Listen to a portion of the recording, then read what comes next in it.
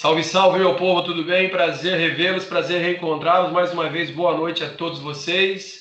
Sejam todos bem-vindos a mais esse dia de aula, quer dizer, essa noite de aula. Muito obrigado por vocês estarem aí do outro lado para me ouvir. São 39 espectadores que estão aí aguardando ansiosamente pela aula de hoje. Na verdade, a sequência da aula da semana passada, e agradeço vocês por estarem me ouvindo aí, estarem com paciência conosco.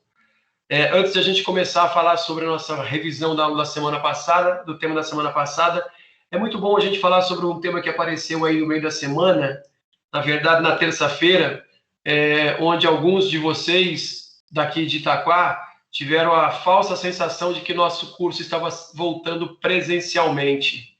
Digo a todos vocês, para acabar já com essa ladainha de conversa alheia e paralela, não digo nem ladainha, mas de conversa paralela, de que aquele ato praticado na terça-feira passada foi a recepção dos nossos calouros, quando nós tivemos a possibilidade de recebê-los na unidade e apresentar a unidade para eles e também alguns professores.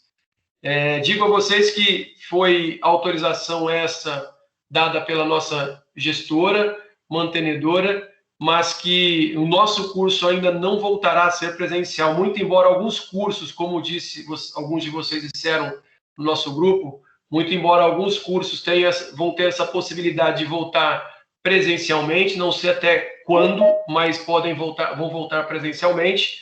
Nosso curso ainda não está nessa vibe de voltar presencialmente, infelizmente. Mas digo a vocês que logo menos, se assim continuar, se bem que eu duvido, nós voltaremos presencialmente.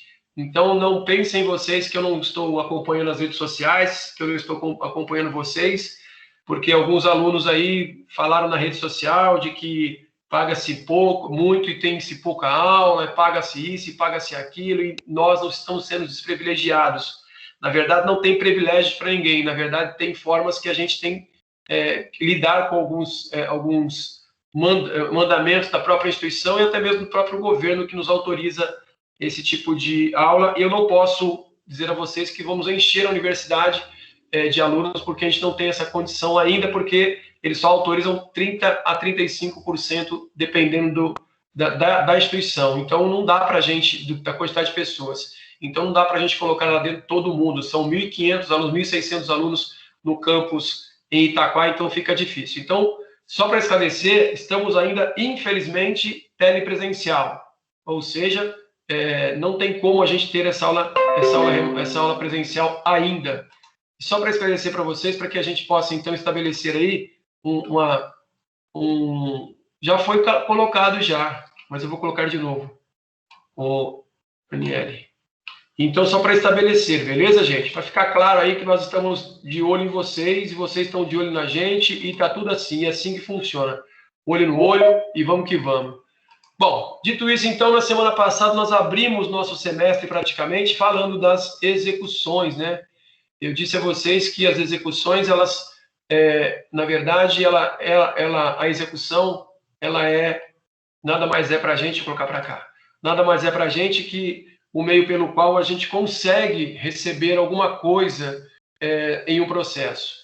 Disse a vocês que essa execução, ela se inicia de duas formas, ela pode se dar de duas formas, né?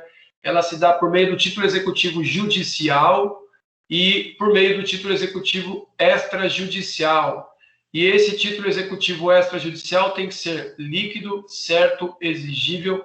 Líquido, certo, exigível. São títulos pelos quais você já passou, em se tratando do judicial, passou ali por toda aquela fase de conhecimento, fase esta, que é a fase que você tem que comprovar e provar o seu direito, onde você buscou, por meio de uma pretensão resistida, buscou ali a tutela jurisdicional. E ao atingir o resultado final, que é a graça da sentença procedente, ou procedente em parte ou procedente total, você então terá um título executivo judicial para fazer a execução por meio do cumprimento de sentença. Disse a vocês também que a execução, ela pode se dar, então, dessa forma, pode se dar da forma de ser cobrado de maneira voluntária ou de forma... Desculpa, que antes da execução pode acontecer o pagamento de forma voluntária ou a execução forçada. Por que eu estou dizendo isso? Porque é o momento em que você tem a liberdade, a voluntariedade para você fazer o pagamento enquanto devedor, fazer o pagamento daquilo que foi dito e decidido na sentença ou no acórdão. Então, nós podemos interpretar que a execução ela vem como forma de satisfazer uma obrigação principal, uma obrigação... Estou aceitando todo mundo aí.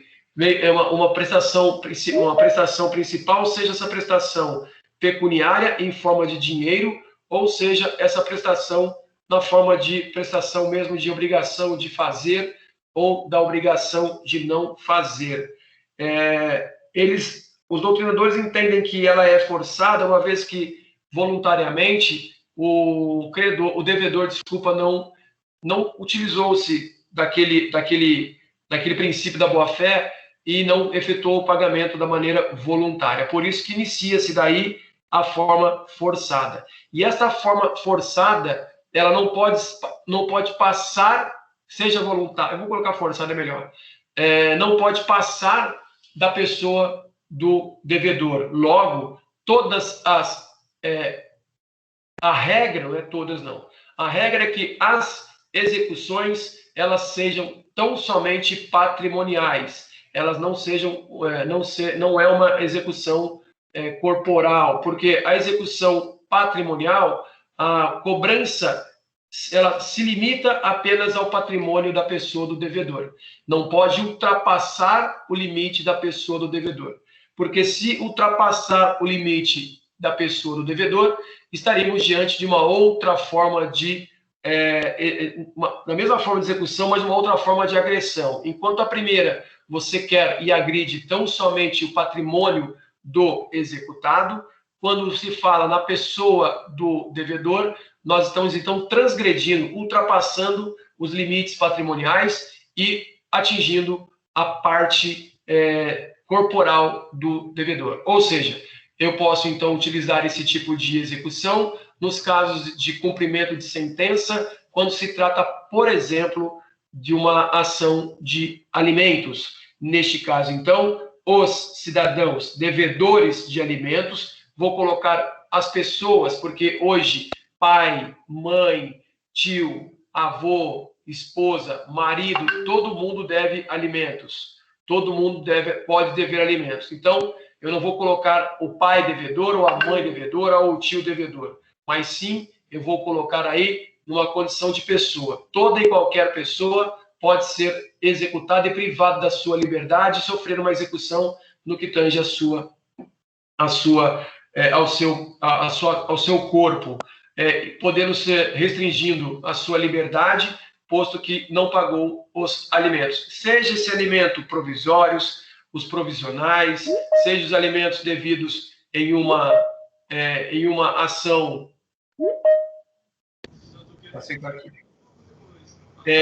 alimentos devidos para o pai, para o avô, enfim, tudo aquilo que se trata de alimentos. Então, a gente pode colocar aí que pode sim ser agredido corporalmente, sofrer uma agressão ao corpo, então, limitando essa pessoa, cerceando essa pessoa do seu direito, por exemplo, de ir e vir. Disse a vocês que existem duas formas de você iniciar na verdade, de você ter uma execução, que ele se dá pelo procedimento autônomo e se dá pelo procedimento do cumprimento de sentença, que é um procedimento comum da sentença. Esse procedimento de execução de forma autônoma se dá por meio do título executivo extrajudicial, um cheque, um contrato, uma NP, uma duplicata, enfim, o que vocês pensarem aí, uma debenture, o que vocês quiserem pensar, que são mais de 55 títulos executivos extrajudiciais que existem no direito brasileiro, mas conhecemos apenas algumas, utilizamos no dia a dia. Então, esse tipo de título de crédito vai garantir a você tão somente a execução de forma autônoma, ou seja, não é um cumprimento de sentença, não existiu ali na frente, ali atrás, um processo de conhecimento para ter uma decisão. Neste caso, você já tem o título líquido, certo e exigível, e por meio desse título você conseguirá, então, a execução de forma autônoma. Ela tem uma natureza de ação à execução, onde você vai qualificar as partes, nós falaremos disso aí mais para frente, qualificar as partes, determinar o juízo competente e ali, então, ingressar com a ação de execução. Em se tratando de um título executivo judicial prescrito, este título, então, perdeu a sua validade, uma vez que ele é um título executivo válido, até então válido, e depois que ele prescreveu, ele perde a sua validade. Nesse caso, então, você pode transformar esse título executivo extrajudicial que está prescrito, transformá-lo em um título executivo judicial. De que forma? Esta forma, então, seria por meio da ação monitória. Ação monitória. A ação monitória, ela existe justamente para que você possa converter um título executivo judicial prescrito em um título executivo judicial. E aí sim, seria a sentença quando você consegue comprovar a origem daquele título. E por que o título executivo extrajudicial não passa pelo processo de conhecimento?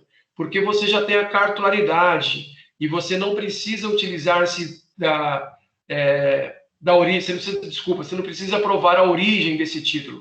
Basta você ter a cártula, que seria o título, basta você ter, portar esse título e que você tem a legitimidade para você cobrar esse título do seu devedor. Então, não é simplesmente pensar, poxa, vai começar daqui para frente. Então, toda aquela fase de conhecimento eu ignoro, porque eu não preciso provar nada para ninguém. O título sendo líquido, certo e exigível, sendo ao portador ou não, estando no seu nome, você então pode, você portando o título, você pode então executar esse título de crédito. E dentro do processo de execução, tem-se então esta execução pelo cumprimento de sentença do título executivo extrajudicial. Falamos também sobre a forma de atentado contra a dignidade da justiça, quando você, na verdade, pode ser aí, deixa eu passar o slide aqui, pode então aí não cooperar com a justiça,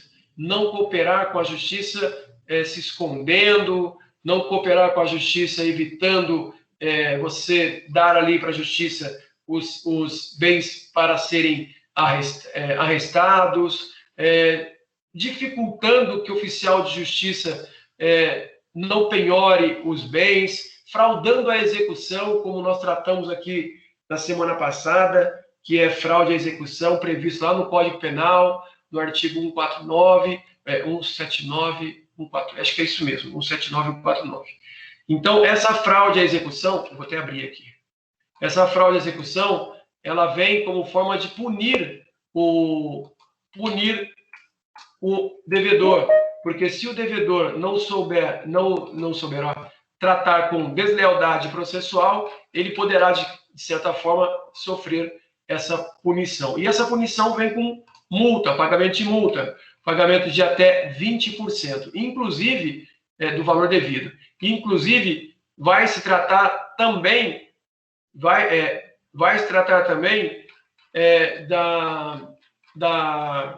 atentado contra a dignidade da justiça. Esse atentado contra a dignidade da justiça é 179. 149 é trabalho forçado. Atentar-se contra a dignidade da justiça. E por isso, então, o juiz pode aplicar a multa de até 20%. Falamos também que as execuções podem ser próprias ou impróprias, incomum e imprópria, comum ou própria, ou aquelas execuções especiais. Todas elas têm um rito, uma forma de seguir, um rito e uma forma de seguir. E também temos aquelas execuções de forma universais, que são aquelas execuções que a gente trata ali na recuperação judicial ou na falência e na insolvência de qualquer pessoa jurídica. Que mais que eu disse a vocês? Lembrei, falamos do processo, do princípio menos gravoso, deixa eu admitir o povo aqui, e de menor onerosidade, menos gravoso e de menor onerosidade. Esse tipo de princípio, ele protege a execução. É uma forma de você se defender e proteger a execução quando você tem algum bem seu penhorado de maneira que vai lhe causar algum prejuízo, seja aquela penhora de maneira excessiva, o valor devido é R$1.000 e você tem penhorado 10 mil, ou então quando aquele bem protegido vai trazer uma gravidade se ele porventura for mantido a penhora e depois for levado a leilão. Então, veja, por esse princípio previsto no artigo 805, nós temos que eu vou defender a execução por meio dos meus bens. Os meus bens não podem, esses bens que vão me comprometer, não podem ser alienados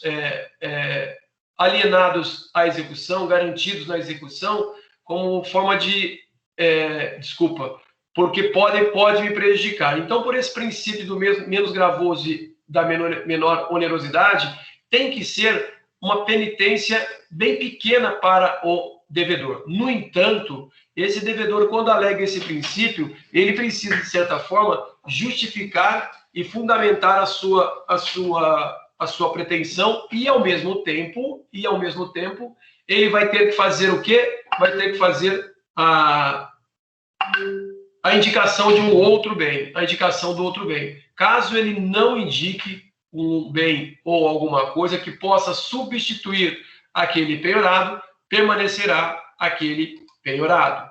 E depois nós falamos sobre a parte de desistência da execução, ali no artigo 775, quando ele traz para a gente a possibilidade de eu desistir antes mesmo de tudo acontecer, os atos processuais acontecerem, eu posso desistir, só que eu tenho que pagar as custas processuais e se tiver os honorários advocatícios. E se porventura, no segundo momento, eu quiser desistir e já tenha tido a citação do devedor, aí eu preciso ter a sua anuência. Esse devedor,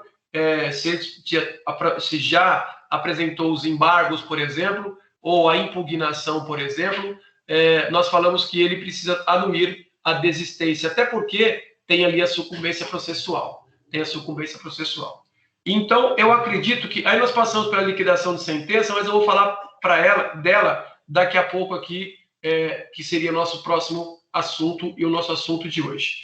Dito isto, vocês têm alguma dúvida em relação a isto?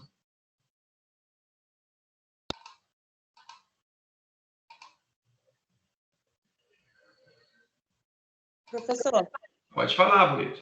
A Viviane comentou na semana passada, mas eu me esqueci.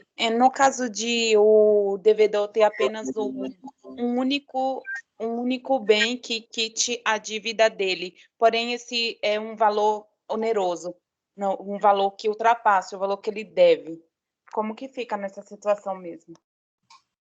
Quem está falando comigo que eu estou tentando procurar aqui, não sei quem que é. A Vanessa Souza, do Bom Sucesso. Obrigado. Aqui apareceu o VS, aqui eu não sabia que era você, que eu estou baixando aqui a aula de agora, por isso que eu não vi o seu nome. Desculpa, tá, Vanessa? É o seguinte, ó. Se isso acontecer, Vanessa, se tiver um único devedor, se tiver um único bem o devedor, este bem, ele vai servir, então, para garantir a execução. E vou dizer para você o porquê. Porque ele não vai poder alegar que se você tirar o meu carro, eu não vou trabalhar mais de Uber. Então, você não deveria dever. Se você vai alegar que vai trazer um prejuízo a você, no eventual penhora do seu carro, que você utiliza esse carro para trabalhar e é uma ferramenta de trabalho que não deixa de ser, você então terá que indicar algum outro bem. Seja ele no menos gravoso ou seja ele no menos oneroso. Independentemente, se você for alegar qualquer desses dois princípios, você precisa, de certa forma, você precisa garantir com outro bem. Porque senão ficaria fácil, né, Vanessa? Eu alegaria que era oneroso, eu alegaria que era, sei lá, cara, que é gravoso, que vai me trazer um prejuízo enorme e que eu não vou ter condições de trabalhar. Mas pensa no outro lado, e o exequente que está tentando receber há muito tempo de você? Porque se você tem, você justifica e você pede liberação, indica outro. Se você não tem, paciência, e assim vai ficar. Mas aí, ainda assim, Vanessa, você vai ver daqui a pouco que isto não inibe ainda o devedor de buscar a proteção deste bem, ou melhor, de buscar a defesa sobre este bem conscrito, esse bem penhorado. Porque neste momento, você vai ter a possibilidade de apresentar uma defesa à execução. Então, vai depender, na verdade, essa defesa vai depender do momento que você processual, que você estiver no momento processual. Porque se estivermos falando em uma ação, em uma execução comum, aquela execução, como eu digo, comum é no procedimento comum, aquela de você está na primeira parte, depois subiu, desceu e inicia pelo cumprimento de sentença, ali você vai exercitar o seu direito de defesa sobre aquele bem penhorado. Você vai apresentar uma impugnação sobre a execução, sobre o cumprimento de sentença. Porém, se você estiver tratando de uma execução autônoma, por exemplo, neste caso, você vai apresentar os seus embargos. E esses embargos não é um embargo de declaração, mas sim um embargo à execução, dependendo o embargo de terceiro, que nós veremos isso mais adiante. Então, você vai conseguir. E vamos pensar o seguinte, Vanessa, que isto ultrapasse ainda todos os limites. Eu perdi, vamos estabelecer aqui um ponto, tá? Eu perdi na impugnação, eu fui ali, que a gente vai falar daqui a pouco do cumprimento de sentença, eu perdi ali no cumprimento de sentença, me penhorou, sei lá, o meu carro, tá? É um carro que eu tenho para trabalho, um maquinário que eu tenho para trabalho, só tenho esse, não tem como indicar o outro. Apresentei impugnação e foi mantida a decisão. Agora, o que eu devo fazer? O que eu vou fazer? Aí, poxa, ou eu pago ou eu perco. É mais ou menos isso. Ou você paga ou você perde. Mas ainda assim, você vai ter uma outra possibilidade de fazer a defesa desse patrimônio. E só chegou a esse ponto porque você deixou chegar a esse ponto.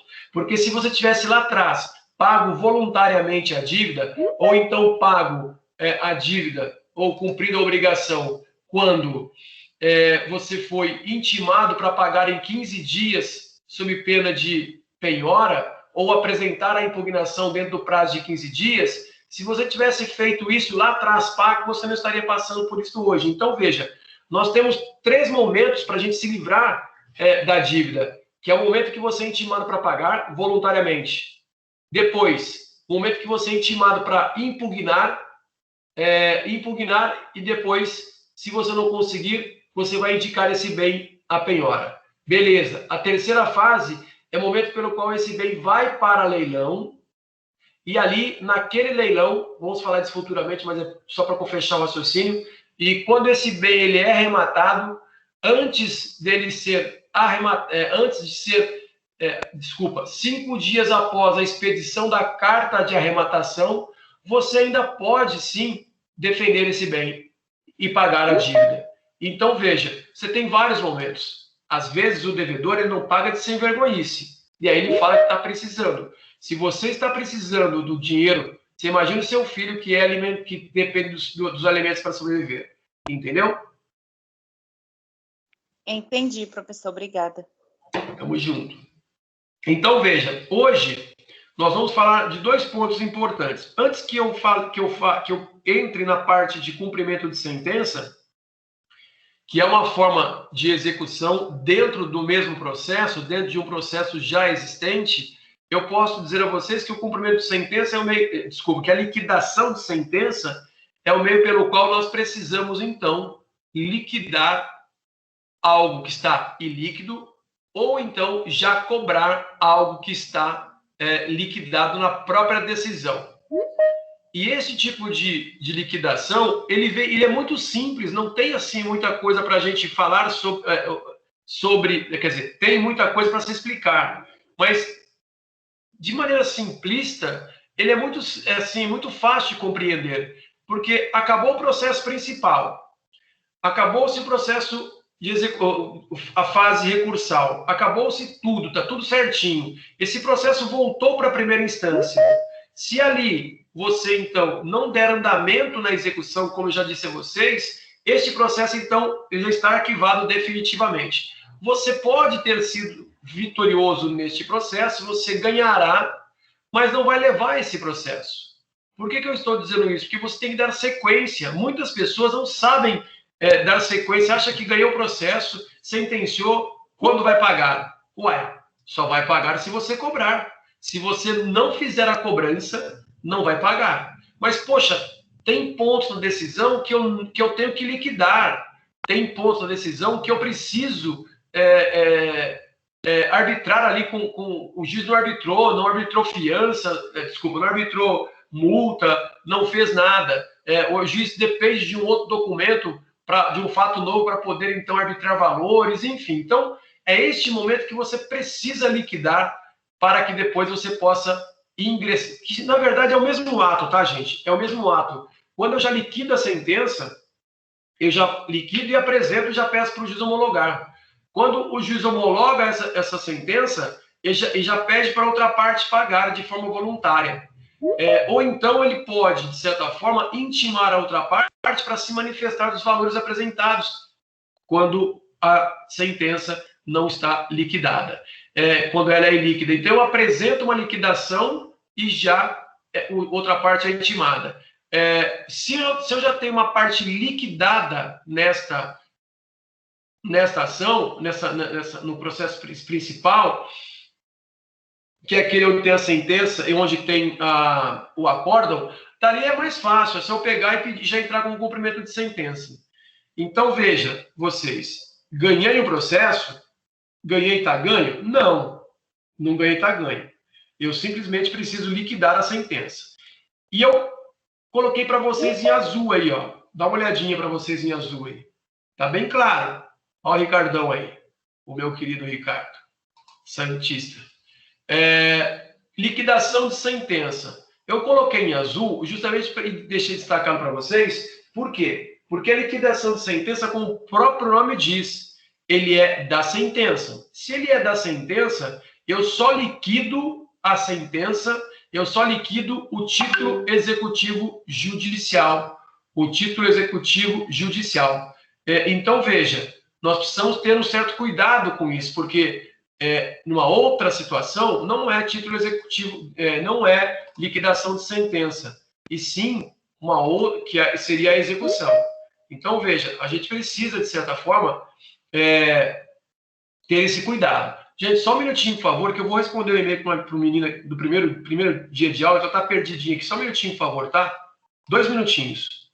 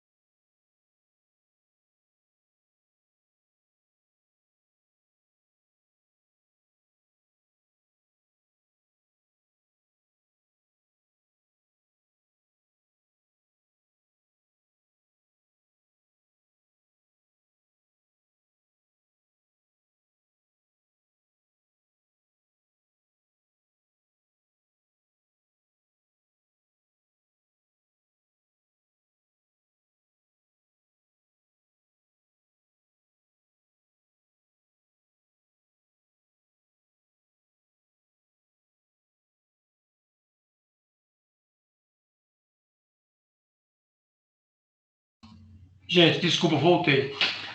Então, vejam vocês, voltando aqui o que eu estava falando com vocês. É assim, nós precisamos, então, compreender que, neste caso de liquidação de sentença, ele só se dá no título executivo judiciais e ainda assim, por meio de cumprimento de sentença. Ele só se dá no título executivo judicial por meio de cumprimento de sentença, que é o momento que o devedor, o credor, ele vai exigir que o devedor cumpra com sua obrigação, que está na decisão. Seja a obrigação de dar, seja a obrigação de fazer, seja a obrigação positiva ou negativa. Ele precisa cumprir. E assim, nós precisamos, então, compreender que essa sentença, quando eu falo em liquidação, ela já pode vir liquidada ou ilíquida. Ela pode ser líquida ou ilíquida. Como nós falamos na semana passada, se ela é uma sentença líquida, que já está determinada valores, formas, está tudo certo. Eu posso pagar, já posso executar e acabou. Mas acontece que, às vezes, em uma decisão eu tenho uma parte líquida e uma parte ilíquida. Uma parte líquida e uma parte ilíquida. Quando eu tenho essa parte líquida e a outra parte líquida, eu vou exatamente liquidar essa sentença. Eu vou dar o quê? Nome aos bois para essa sentença. É neste momento, então, que a gente consegue atribuir valores à sentença. Ou então, inclusive, pedir para que cumpra-se a obrigação. Vamos pensar o seguinte, em uma situação assim, condeno o Vanderlei ao pagamento de R$1.000 de dano moral e a entrega do bem livre e desimpedido de qualquer ônus até o dia 5 de março. Pois bem, então chega esse dia 5 de março, até chegar esse 5 de março, por exemplo, eu já posso, de certa maneira, liquidar a outra parte lá, a outra parte que está liquidada aqui aos R$1.000. O que você quer, Kleber? Professor, 2 alunos estão esperando ser adicionados. Já adicionei todos, Kleber. Todos. Aqui não tem mais nada. Pode falar, André. Professor, boa noite, tudo bem? Tudo ótimo. Professor, quando o senhor diz que está ilíquida, o senhor quer dizer que não tem como determinar o valor? É isso? Isso mesmo. Acontece o seguinte, Kleber. Só um minutinho, André. Ô, Kleber, que Lilian que é? É a Lilian que eu pedi para você adicionar esses dias? Eu não sei o que está acontecendo com ela, porque hoje de manhã ela também não conseguiu entrar. É ela? Professor, boa noite. Eu consegui entrar, viu? Obrigada. Valeu. Obrigado, Lilian. Graças a Deus. Eu agradeço. Valeu. E desculpa por hoje de manhã, tá, Lilian? Que eu estava naquela correria doida e não deu para falar com você. Bora então, André. André, é o seguinte, quando eu falo parte líquida na decisão, é aquilo que eu te falei. Então, eu digo assim, ó, o juiz me condena ao pagamento de R$10.000, mais a entrega de um objeto. Essa entrega de objeto, eu tenho um prazo para entregar esse objeto. Isso quer dizer o quê? Que aquela parte da sentença que já está liquidada, que já está à disposição, eu já posso cobrar de você. Você já pode cobrar de mim. Então, esta sentença... esta parte da sentença você já pode cobrar. A outra parte, nós temos que esperar a obrigação. Neste caso, é uma obrigação. E aí, quando eu falo que essa outra parte não está liquidada, porque não chegou o prazo de cumprimento desta obrigação ainda. Então, eu vou ter que fazer o quê? Esperar o tempo para eu poder cobrar de você. Nesse caso, eu tenho duas decisões. Na verdade, as duas decisões já são terminativas, e são já fim, não cabe mais nenhum tipo de recurso. Quando eu falo uma sentença liquidada, eu já posso cobrar o valor que está líquido à disposição, e a outra parte que está ilíquida, eu vou ter então que liquidar. Se o juiz falar assim, olha, entrega-se o imóvel no dia 5 de março, sob pena de pagamento de 10 aluguéis. Ponto. Ele só fala isso. Nesse momento, então, você não me entregou o imóvel. Pois então, agora eu vou ter que liquidar aquela condenação, atribuir valores àquela parte que até então era líquida, porém se transformou em líquida, uma vez que tem agora valores para eu atribuir que eu tenho que mostrar para o juiz. Falar, excelência, está aqui, olha, juros principal, juros, posição monetária e por aí afora. Entendeu? Entendi sim, professor. Muito obrigado, viu? Beleza, beleza. Então, o artigo 509, ele traz para a gente isso, ó. Quando a sentença condenar ao pagamento de quantia ilíquida, proceder-se-á a liquidação a requerimento do credor. A requerimento do credor. Mas, quando eu tiver no bojo dessa decisão a parte líquida, eu posso, então, já iniciar o cumprimento da sentença. Eu já posso iniciar o cumprimento da sentença. É o artigo 509, parágrafo 1º, que ele faz o seguinte: quando na sentença houver parte líquida e a outra é líquida, é lícito ao credor promover simultaneamente a execução daquela, ou seja, daquela parte líquida, em autos apartados a liquidação desta. Então, vamos compreender o que diz esse artigo, esse parágrafo, desculpa.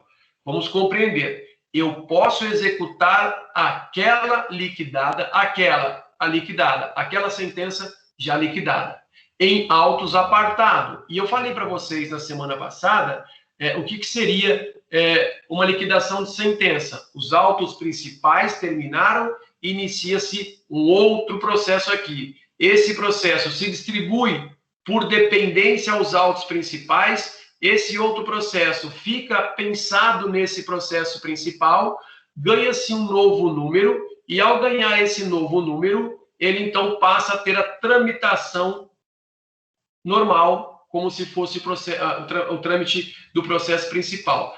Este trâmite aqui já é para intimar e pagar.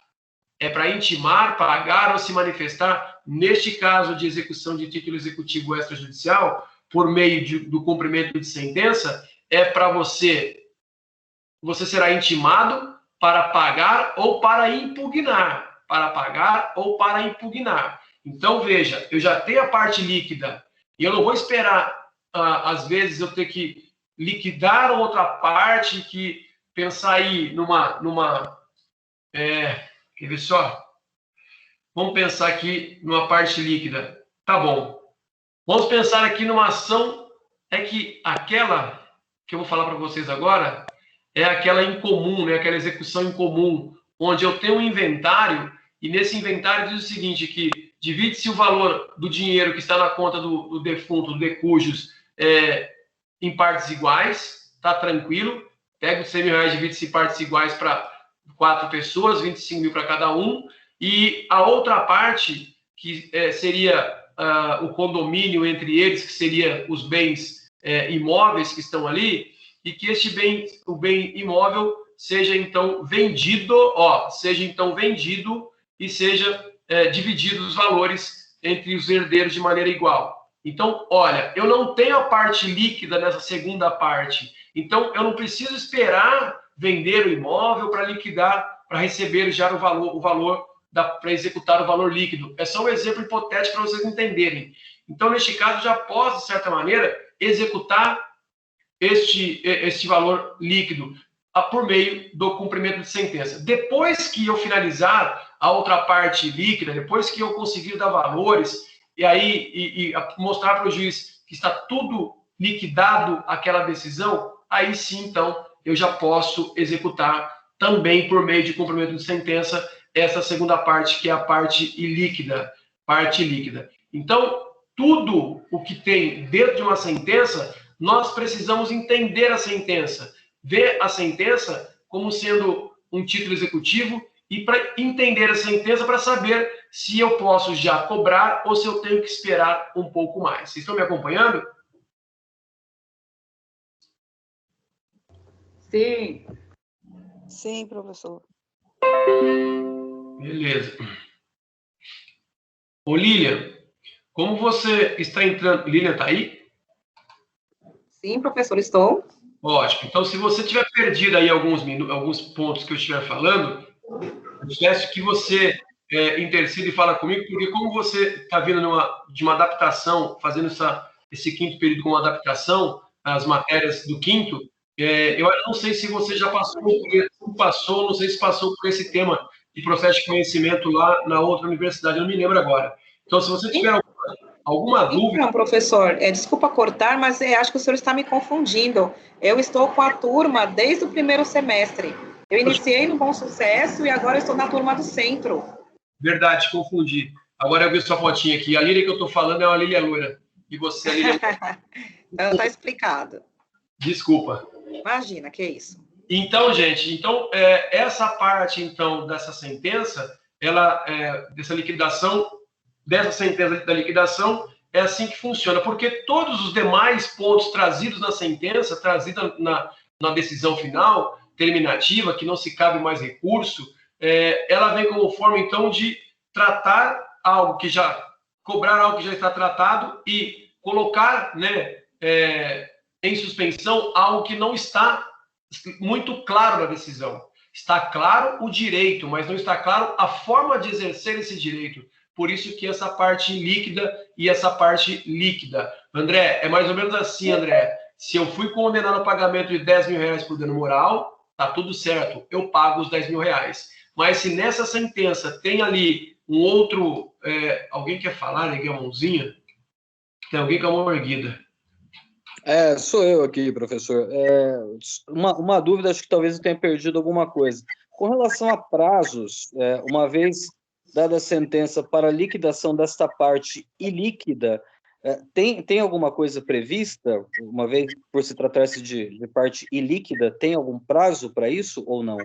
Não tem, sabe por quê, João? Porque depende muito do credor, né?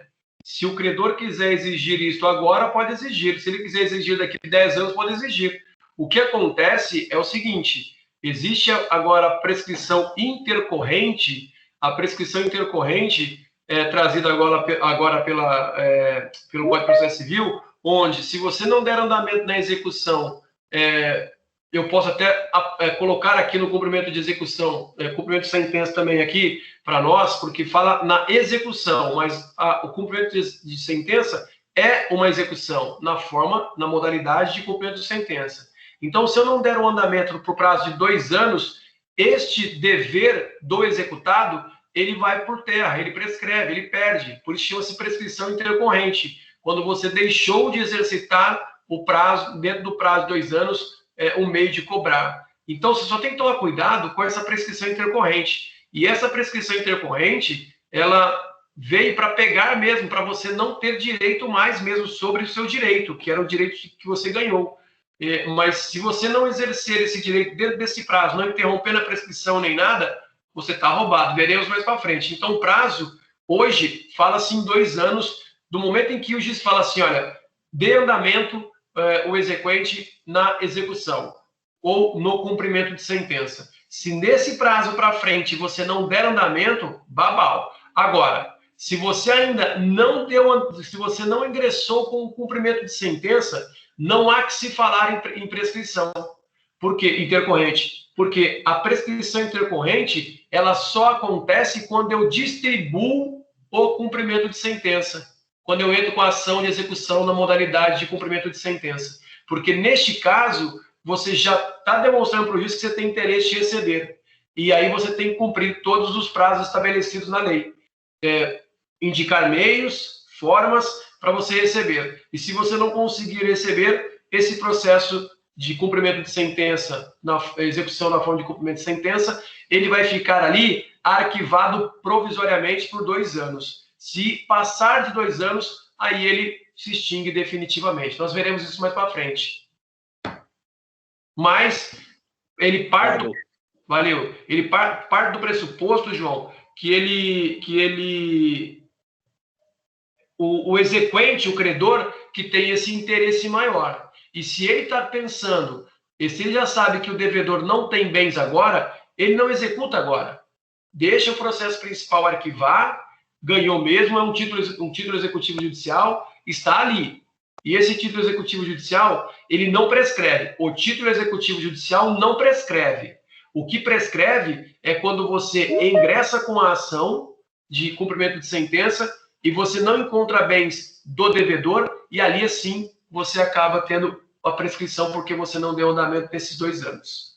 Tá bom? Perfeito, obrigado. Professor, aproveitando esse gancho do João, a prescrição intercorrente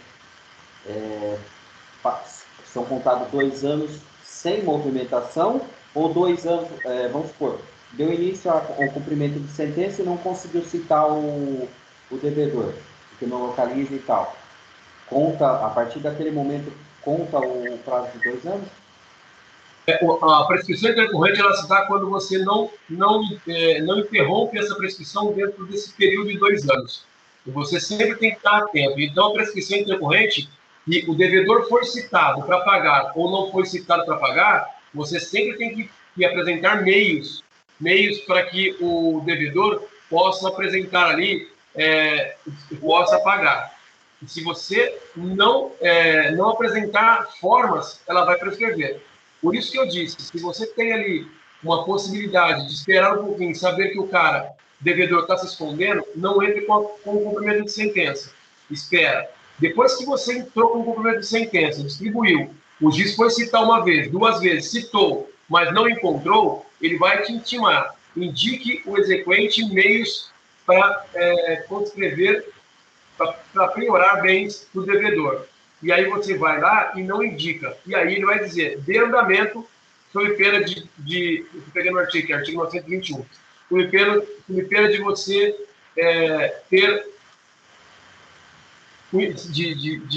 se instalar o Instituto da Prescrição Intercorrente no período de 2 anos.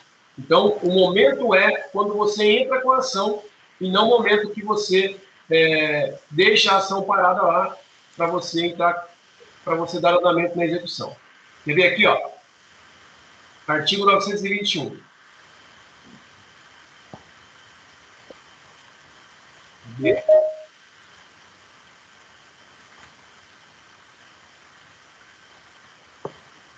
Vou pegar aqui, tá? Aqui, ó. Vou aceitar o cidadão aqui. Artigo 921.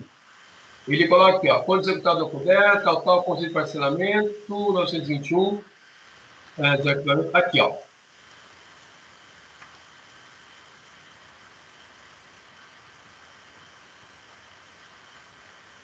Ó, parágrafo 4º do artigo 921. Decorrido o prazo de que trata o parágrafo 1º, o prazo, na hipótese do inciso 3º, o juiz suspenderá a execução pelo prazo de 1 ano, durante o qual suspenderá a prescrição. Beleza? Aí ele continua. Sem manifestação do exequente, começa a correr o prazo da prescrição intercorrente. Então, veja, o juiz, você vai pedir a suspensão ou então o próprio juiz suspende. Se porventura você não encontrar nada nesse interim desse cidadão, o prazo previsto no inciso 3º, quando o executado não possui bens penhoráveis. Então, o que você faz? Você pede a suspensão para você não cair no problema aí da prescrição. Você pede a suspensão. Este processo de cumprimento de sentença no qual nós estamos falando, ele ficará suspenso por prazo de 1 ano. Parágrafo 1º. Prazo de 1 ano. Depois desse 1 ano, você será intimado para dar andamento. Se você der andamento nesse processo, ele sai da suspensão, volta ao normal, e a partir dali, como diz o parágrafo 2º, dali, decorrido o prazo de 1 ano, sem que haja localização do executado ou sem que seja encontrado bens penhoráveis, o juiz ordenará o arquivamento. O 4, esse artigo tem que ler todo para interpretá-lo todo. O 4 diz, decorrido o prazo que trata o parágrafo 1º, você vai começar a correr o prazo da prescrição intercorrente. Então, para eu simplificar para vocês, Jefferson e Sala aí, para eu simplificar para vocês, é mais ou menos assim, olha, se eu tenho a dificuldade de encontrar bens do devedor, eu peço a suspensão na forma do artigo 921. Eu peço a suspensão e, ao pedir a suspensão, eu peço por no mínimo 1 ano. É o que diz o parágrafo 2º do 921. Quando eu faço isso, eu justifico, excelência, não consegui encontrar bens do executado. Ou seja, esses bens, então, eles não são encontrados. Para eu não perder o meu direito e está difícil de eu encontrar bens, suspende-se o processo por 1 ano. Parágrafo 2º. Aí passou-se esse 1 ano, você então, esse processo será arquivado, passou-se 1 ano, vai iniciar-se aí o prazo da prescrição intercorrente.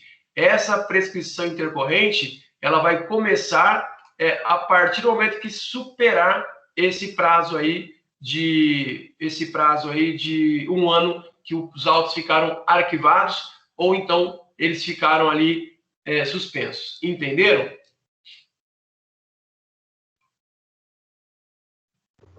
Entendi, professor. Beleza. Aí, ó. Professor, obrigado. Ó, veja só, aqui nós estamos falando, eu quero que vocês entendam a diferença entre um e outro. Eu quero que vocês entendam a diferença. Muito embora o artigo fale, mas o juízo precisa ser provocado novamente, isso mesmo. Se você não provocar, com certeza, como ele está arquivado provisoriamente, o João, provavelmente o juízo vai te intimar para dar andamento, sob pena já de começar aí transcorrer o curso aí da prescrição intercorrente. Mas, geralmente, você tem que provocar. Mas pode ser de ofício também. Pode ser de ofício pelo próprio juiz. Por isso que os advogados agora precisam ser diligentes nas suas condutas, nos seus processos. Tá? Eu ia falar uma coisa aqui. Ah, tá, lembrei. Veja só, o artigo 927, ele fala sobre a suspensão da execução. Da mesma forma que eu tratei com vocês na semana passada, acho que eu falei isso com vocês na semana passada, sobre a aplicação do artigo 916 do Código de Processo Civil nas ações de cumprimento de sentença, a interpretação analógica que é a mesma. A interpretação analógica e extensiva é a mesma para o cumprimento de sentença, porque aqui eu posso pedir a suspensão da execução, pautado, inclusive, da execução pelo cumprimento de sentença, pautado nesse artigo e nesses incisos e parágrafos, posto que eu não tenho um artigo específico que fala na suspensão do cumprimento de sentença. E como o cumprimento de sentença ele é uma espécie do gênero execução, eu posso, então, interpretar esse artigo 921 de maneira extensiva e de forma aplicativa ao cumprimento de sentença. Porque, neste caso, o título é bem claro, o capítulo é bem claro. Ele traz para mim, suspende-se a execução. Então, da mesma forma no artigo 916, que eu posso, inclusive, fazer o parcelamento no cumprimento de sentença, por analogia, eu também posso aplicar aqui. Esses slides vão ficar gravados depois na pasta. Ingrid, meu amorzinho, minha querida, é assim, Ingrid, eu não sei, nas pastas talvez eu não coloque, mas talvez fique aqui para você. Pode tirar fotinha aí, fica gravadinha aqui. Até porque o que eu estou falando agora, Ingrid, não está nem aqui, nesses slides aqui agora. Está fora do slide, porém está dentro do contexto, tá bom, Ingrid? Mas deixa chegar mais para frente, a gente conversa sobre isso. Tá joia? Até aqui vocês estão comigo, estão fora da casinha. A Lília Morena, está aí, Lília Morena? Tá tudo certo? A Letícia, o Odair, o Cipriano, a Marcelena, estão tudo bem aí? Cadê esse povo, gente?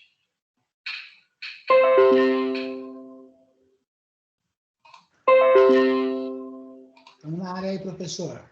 É isso aí.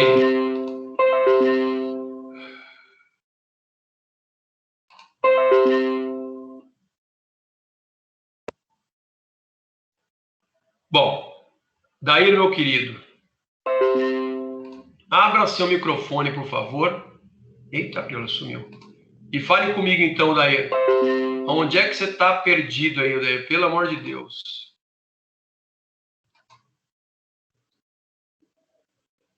Vanessa, a mesma coisa. O assunto é complexo, mas eu preciso saber se você entendeu. Odair e Vanessa, esclareçam para mim quais são as dúvidas de vocês. Porque eu não posso passar se você não compreender o que eu estou falando aqui, se vocês não compreenderem. Tá difícil de falar. Não, professor, deu para compreender, assim, é só o contexto, que é bem complexo mesmo. O credor entra com uma ação para procurar bens do devedor, se ele não encontrar, depois de um ano, fica suspenso. Sabe o que acontece, Vanessa? Eu vou explicar então que o Odair deve estar meio tímido hoje. Ô, professor, é isso que eu não tô, acho que não está entrando na cabeça. No período de um ano, ele não encontrou bens. Após esse período, ele encontra um bem, isso pode demorar o quê? Anos? Ele encontra um bem em que ele pode ser restituído o valor que o devedor pode só repassar para ele com o pagamento desse título. Estou indo na direção correta? Mesmo, continua.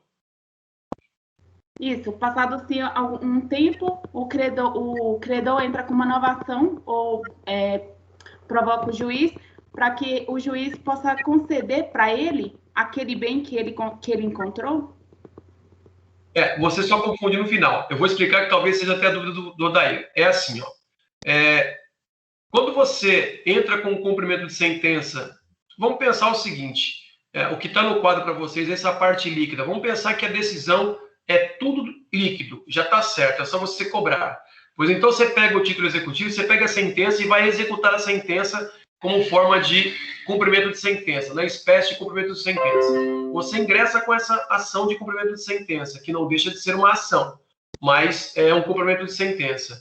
Enquanto não encontra bens, corre juros? Sim, tudo normal, ô Gabriela, tudo normal. Mas deixa eu só entender aqui e falar para vocês. Aí quando você ingressa com essa ação de cumprimento de sentença, ingressou com a ação de cumprimento de sentença, a outra parte, o Vanessa e o Odair, que está na dúvida, a outra parte será intimada para pagar ou para impugnar, para pagar de forma, já que não pagou voluntariamente, de novo, para pagar voluntariamente, em 15 dias, no cumprimento de sentença. Se porventura ele não pagar em 15 dias, ele pode apresentar a sua defesa ao cumprimento de sentença, ou seja, defesa à execução, digamos assim. Depois, se ele apresentou essa defesa, que chama-se impugnação, veremos daqui a pouco, que chama-se impugnação de sentença, ou seja, não concordo com o valor que está aí, não concordo com a forma que a sentença veio. Quando você fala não concordo, você vai ter que justificar e fundamentar esse não concordo. Por isso que você vai impugnar. Mas daqui a pouco eu falo os requisitos. Isso, então, chama-se impugnação. Se a decisão for mantida da forma inicial, começa, então, a caça às bruxas.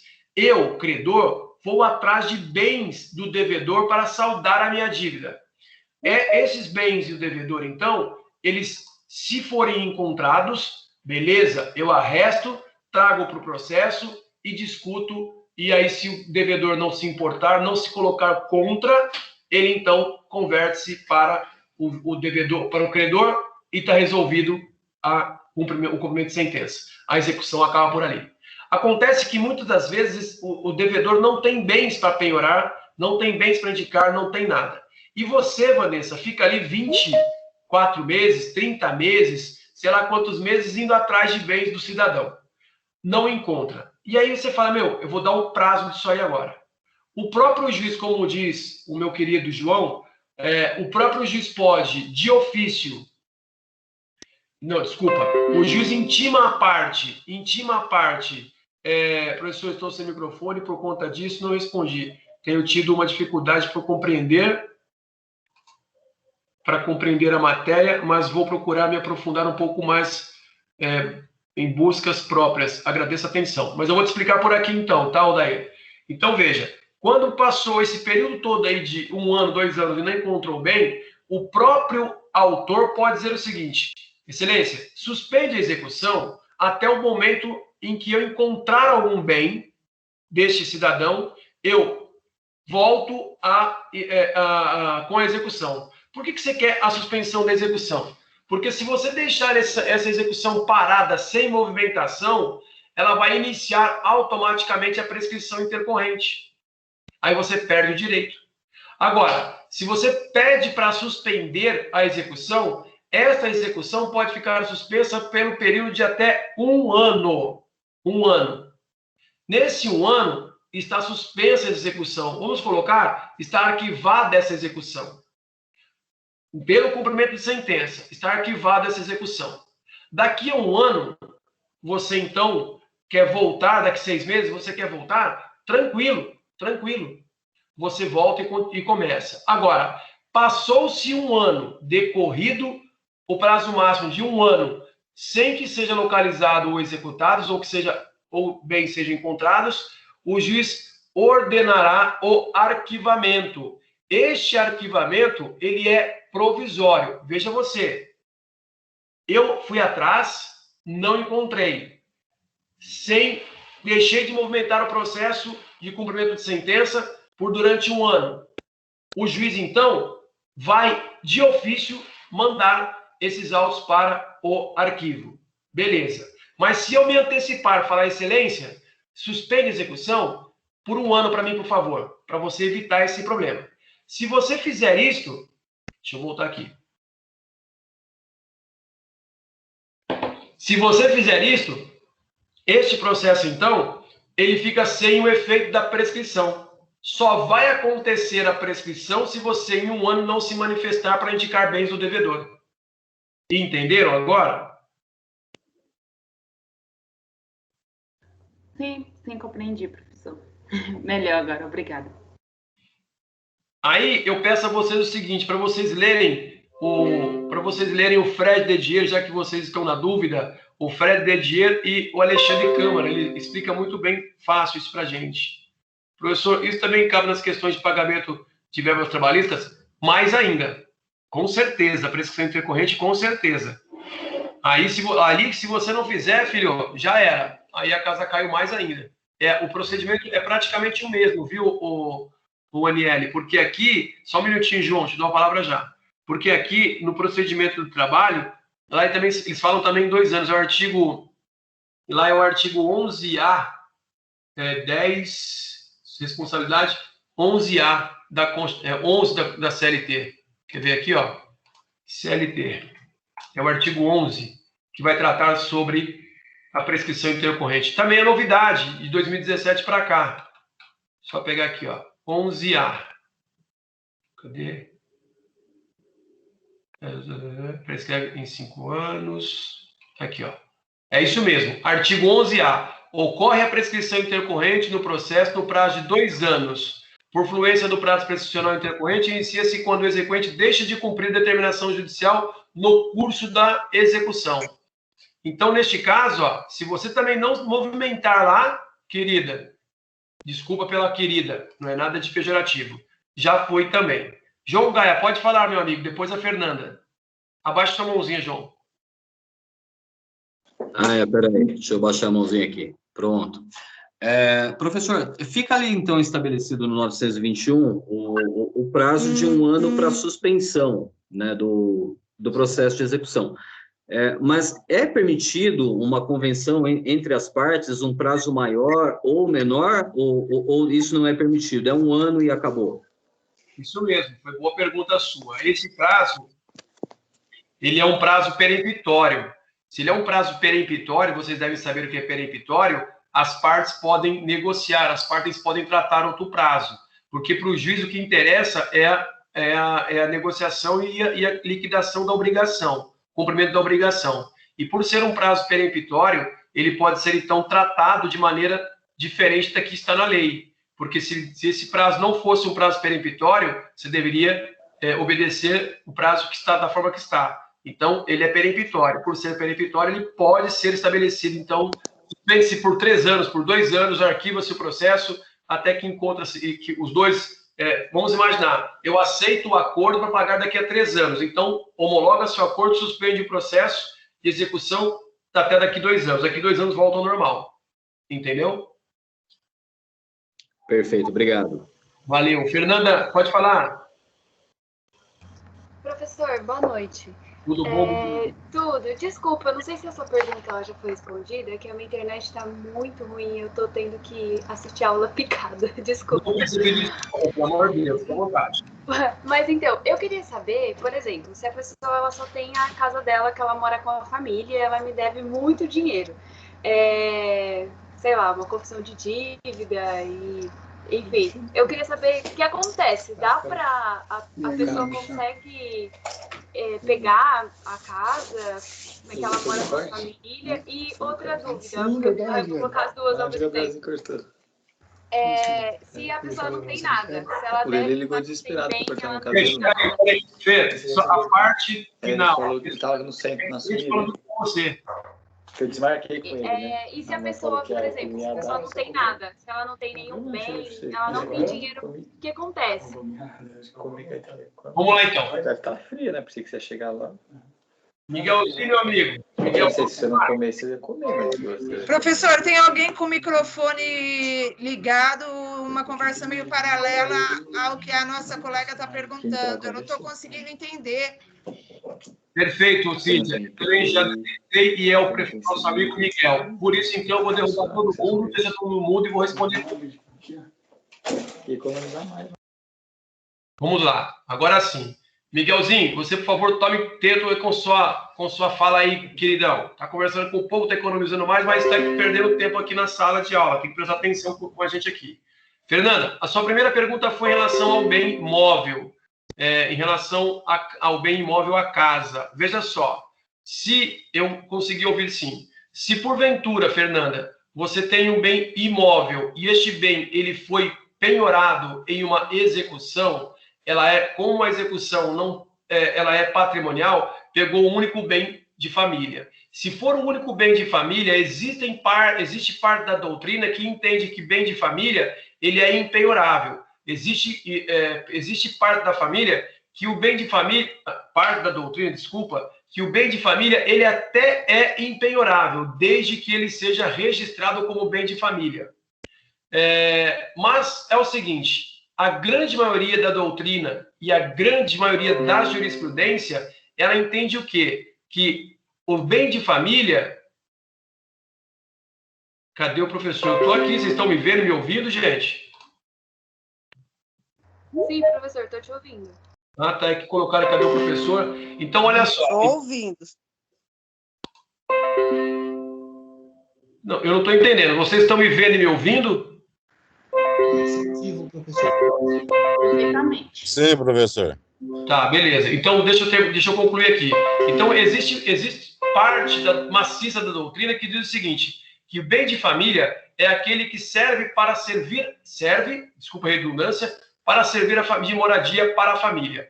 Vejam só, Lei 8.009 de 90, ele possibilita, se eu não me engano, no artigo 3º ou no artigo 5º desta lei, da Lei 8.009 de 90, que vai tratar sobre o bem de família. E, Fernanda, o bem de família, ele só é penhorado para garantir dívida em três situações.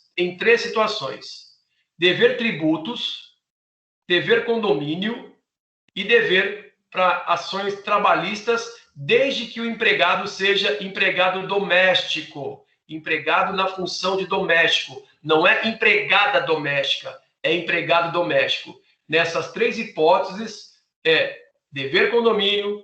Aí tem mais outra hipótese também, na fiança. Quando você é fiador, são 4 hipóteses, desculpa. Fiador, quando você deve condomínio, quando você deve tributo, IPTU, na verdade, e quando, então, você tem uma dívida trabalhista com um empregado na modalidade de doméstico.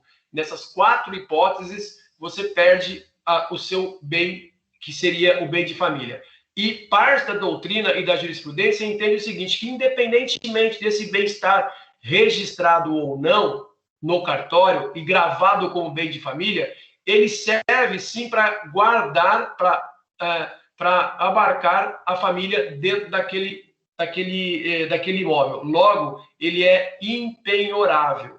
Então, não há que se falar, aí nós vamos ter que ir lá no artigo 855, vamos pegar aqui, 855, 833, Vamos ver aqui. É muito artigo na minha cabeça que às vezes eu fico maluco, cara. Mas acho que é 835, lembrei. É 835. Deixa eu achar ele aqui. Achar ele aqui. Voltou. 810, 15, 800 e... Bingo. 833. Bingo. São impenhoráveis. Olha aqui, ó. Bens móveis. Bens móveis. Tal, que guarnece, tal. Vestuários, vencimentos. Então, aqui eu tenho uma regra aqui, ó. São bens inalienáveis e declarados por ato voluntário não sujeitos à execução. Os bens móveis pertencentes à utilidade doméstica guarnecem a residência do executado, salvo elevado valor de ultrapassar e tal. Os vestuários, o vencimento, subsídios, os livros. E aí, esta impenhorabilidade, ela vem prevista lá no artigo 3º. Eu vou achar essa lei agora aqui, 8009/90. Essa lei, então, lei do Planalto, está aqui. Vamos ver aqui, ó. Oponível, qualquer que seja a execução fiscal, negocial trabalhista, salvo por motivo. Artigo, está aqui, ó. A impenhorabilidade é oponível, nós estamos tratando de bem de família. A lei 8009, artigo 3º. A impenhorabilidade é oponível em qualquer processo de execução civil, fiscal, previdenciário. Salvo se, aí tem aqui, ó. Aí tem o salvo. Então, o artigo 3º, ele determina que o bem de família, que o imóvel, ele é bem de família. Logo, então, não se pega. Só pega nas condições previstas no inciso 2º, 3º, 4º, 5º, 6º, 7º e assim sucessivamente da Lei 8.009, artigo 3º. Entendeu? Então, a impenhorabilidade que trata a lei considera-se... Olha aqui, ó. Para os efeitos da impenhorabilidade que trata essa lei, considera-se residência o único bem utilizado pelo casal ou pela entidade familiar para sua moradia permanente. Entenderam, gente? É isso aí. Acabei de ver aqui. Sim, professor. Perfeito, Giovanni. Então, se você conhecia só esse, colega, agora você está conhecendo outro. Está vendo como é que o professor também é cultura? Olha que beleza. Ótimo. Agora, a sua segunda pergunta. A sua segunda pergunta era, poxa, Giovanni, o Vanderlei também é cultura, apesar de ser palmeirense campeão mundial em 1951. Não discuta isso comigo, que eu sou campeão. Olha só. Então, veja, nesse caso, então, tem a segunda pergunta sua que ficou para trás. E se a pessoa não tiver dinheiro? E se eu fizesse uma pergunta na prova para você, Fernanda, para você, meu povo da sala, o que vocês responderiam para mim? A execução pode passar da pessoa do executado? Não. Por qual razão, senhor Kleber? Se o executado é a pessoa física e tem o seu direito do corpo garantido, vai arrancar um braço, não é? Então não pode passar da pessoa. Logo, significa dizer, então, melhorando a sua resposta, que a execução ela é tão somente patrimonial e não pessoal, salvo a exceção de alimentos. É isso. Respondido, Fê? Sim, professor. Muito obrigada. Tamo junto. Pelo princípio da esqueci. Fala aí, Silvanei. Professor, boa noite, tudo bem? Tudo jóia. Uma dúvida surgiu agora. No caso em que o devedor veio a falecer e deixou bens para os seus sucessores, mas ele tem a dívida com o credor. Como ficaria nesse caso, professor? Deveria ser quitado, né? A parte que ele deve, né? Aí fica fácil, né, cara? Eu assumir só o bônus e esquecer o ônus, né? Em uma herança, o herdeiro, ele tanto recebe quanto ele paga. Tanto recebe quanto paga. Então, ele vai responder igual também.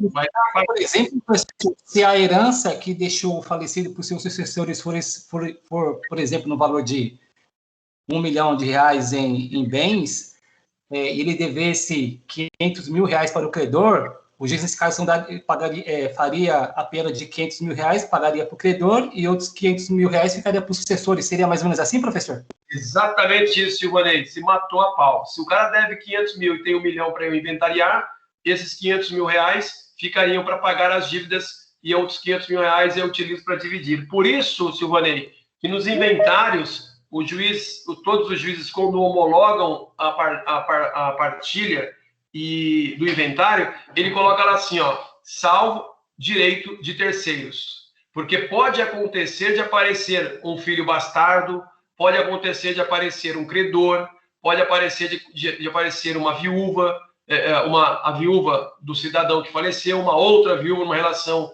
estável. Então, ele não homologa 100%.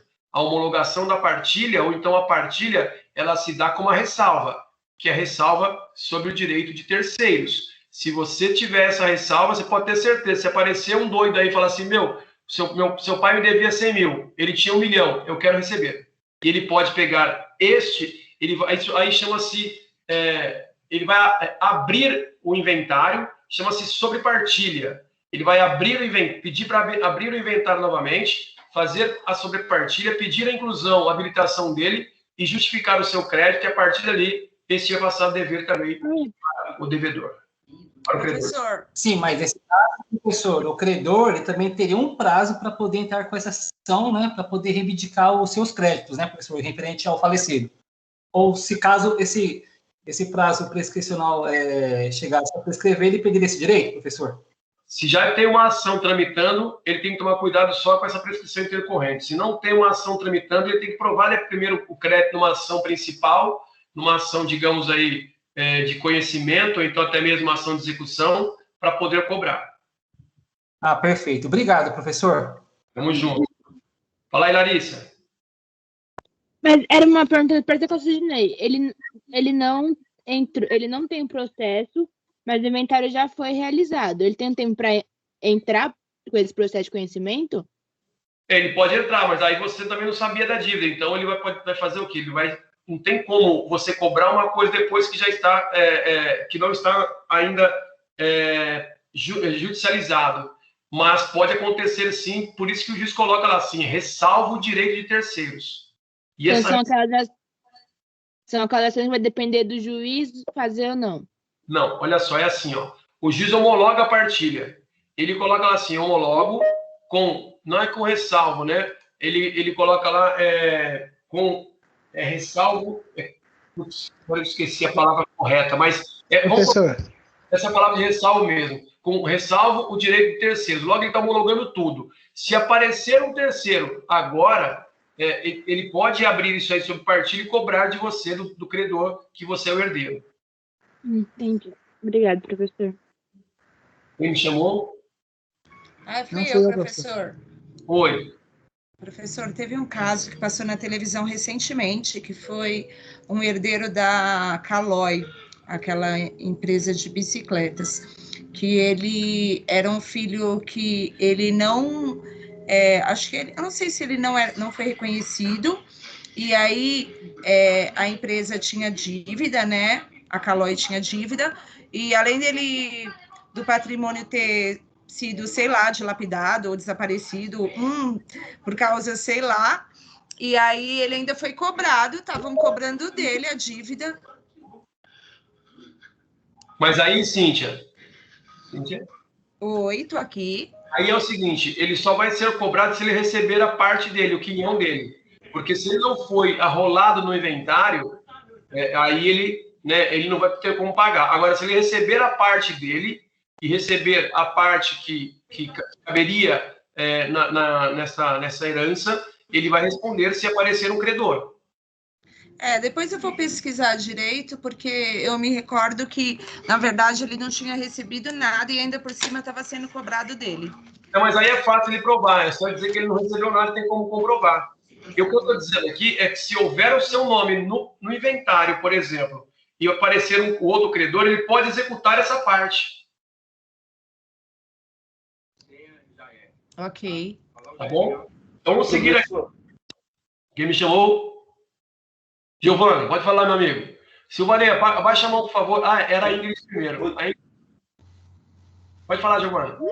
Professor, no exemplo, a gente está falando da execução da sentença. Vamos para um exemplo que eu tenho um apartamento, meu apartamento é segurado, ele tem seguro que caso eu faleça, o financiamento dele é quitado e ele passa como herança para os meus pais. e vamos supor que eu tivesse uma dívida e essa dívida fosse executada após o meu falecimento. Como que o credor vai conseguir receber, considerando que eu tenho esse seguro que quita o apartamento? Como que seria isso? Da mesma forma que você tem o título de crédito, a certidão de propriedade do apartamento no seu nome sem nenhuma dívida. Uma vez que o seguro pagou, liquidou, ele livrou o seu apartamento da dívida. A partir desse momento, se aparecer um credor, o credor pode entrar nessa vibe do seu pai, dizendo que seu pai é o herdeiro. Você falou que é o seu pai. O seu pai seria o seu sucessor, ele receberia esses valores. E aí, se você tem a dívida no mercado, ele pode dizer o seguinte, que este bem, ele tem que garantir a dívida que você deixou. Então, peraí, o que acontece primeiro é que a seguradora quita o apartamento primeiro, e aí depois o credor, para quem eu estava devendo, ele pode executar o apartamento, é isso? Pode executar o apartamento pelo seguinte, a não ser que seu pai prove que esse bem também é bem de família. Que aí você deixou ele no bem de família, tem esse bem, aí não é penhorado. A lógica é a mesma, Giovana, a lógica é a mesma, independentemente quem quitou ou não quitou. Porque pensa, se você tem uma dívida, você precisa pagar a dívida. Aí o credor, a gente está falando de liquidação de sentença aqui, e aí fugiu para inventário para pagar essa dívida. Mas presta atenção aqui numa coisa, é assim, desculpa até a forma que eu estou falando, não é grosso não, pelo amor de Deus, tá? É assim, se eu tenho aqui uma dívida com B, aí eu tenho um apartamento, eu tenho uma casa, eu tenho a bicicleta, eu morri. Quem são meus herdeiros? São os meus filhos. Beleza. Só que eu tenho uma dívida de 30 mil reais. Eu tenho um apartamento de 500 mil, um carro de 200 mil, sei lá, tenho um patrimônio de 1 milhão de reais. Os meus filhos vão pegar meu patrimônio e dividir em 3. Eu tenho 3 filhos. Esquece a minha esposa. Tenho 3 filhos. Esses 3 filhos vão ficar com arredondando, 350 mil reais para cada um. Beleza. O credor descobre que eu tinha esse patrimônio, porque até então eu escondia de todo mundo. Não aparecia. Agora apareceu. Pois então agora, como o juiz homologou, ressalvando o direito terceiro, pois então este credor agora, ele pode entrar com uma ação de execução, ou então já dar andamento numa ação que já existe, que seria o cumprimento de sentença que estava suspensa, que estava arquivado, e pedir para citar os herdeiros para pagar essa dívida. Entendi. Obrigado, senhor. Valeu. Ingrid? Ingrid? Não quer. Leonardo? Professor, boa noite. Boa noite.